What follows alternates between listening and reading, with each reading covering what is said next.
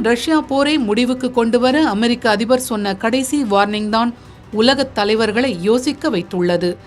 கடைசி ஆயுதமாக இந்த முடிவை ட்ரம்ப் எடுத்ததாக கூறப்படுகிறது. இந்த விவகாரத்தில் அமெரிக்காவின் உண்மை நிலைப்பாடு என்ன பார்க்கலாம். யுக்ரைன் நேட்டோ அமைப்பில் இணைவதற்கு எதிர்ப்பு தெரிவித்த ரஷ்யா கடந்த 2022 ஆண்டு பிப்ரவரி 24 அந்நாட்டின் மீது போர் தொடுத்தது. இரு நாடுகளுக்கும் இடையே ஏற்பட்டிருக்கும் போர் 3 ஆண்டுகளை கடந்து 4ஆம் ஆண்டில் அடியெடுத்து வைக்கிறது. போரை முடிவுக்கு கொண்டுவர அமெரிக்க அதிபர் ட்ரம்ப் தனி கவனம் செலுத்தி வருகிறார். ரஷ்யாவிடமிருந்து கச்சா எண்ணெய் வாங்கும் நாடுகளுக்கு அவர் அதிக வரி விதித்தார். ரஷ்யாவோ இதனை பொருட்படுத்தவில்லை என்பதால் ட்ரம்பின் முயற்சி தோல்வியடைந்தது.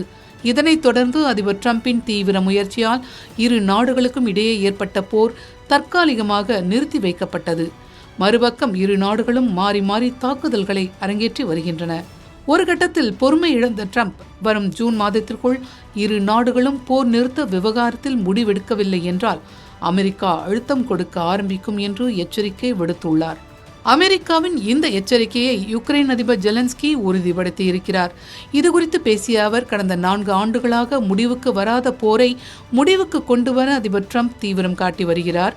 போரை முடிவுக்கு கொண்டுவரும் உடன்பாட்டை கொண்டுவர ஜூன் மாதம் வரை அமெரிக்கா காலக்கெடு விதித்துள்ளதாக அவர் தெரிவித்துள்ளார். அமெரிக்க அதிபர் ட்ரம்பின் இந்த செயலால் முடிவுக்கு வராமல் நீண்டு கொண்டிருக்கும் ரஷ்யா யுக்ரைன் போர் முடிவுக்கு வரும் என்று எதிர்பார்க்கப்படுகிறது.